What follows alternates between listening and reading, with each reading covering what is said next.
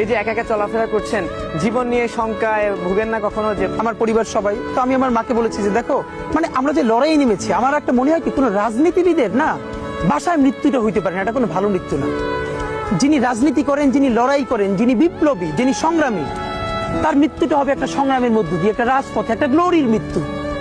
আমি তো ভীষণ ভাবে প্রত্যাশা করি, আমি ছোটবেলা থেকে এই স্বপ্নটা দেখি, অনেক জায়গায় বলেছি যে একটা তুমুল মিছিল হচ্ছে অন্যায়ের বিরুদ্ধে, সেই মিছিলের সামনে আমি আছি, কোনো একটা বুলেট এসে আমার বুকটা হয়তো বিদ্ধ করে দিয়েছে, এবং সেই মিছিলে আমি হাসতে হাসতে আমি শহীদ হয়ে গেছি।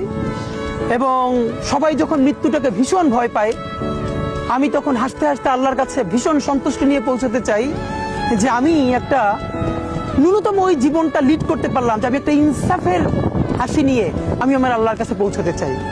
সুতরাং আগামী 50 বছর বাঁচলাম, কোনো ইম্প্যাক্ট তৈরি হলো না আমার দিয়ে, দেশের জন্য, রাষ্ট্রের জন্য, উম্মার জন্য, জাতির জন্য।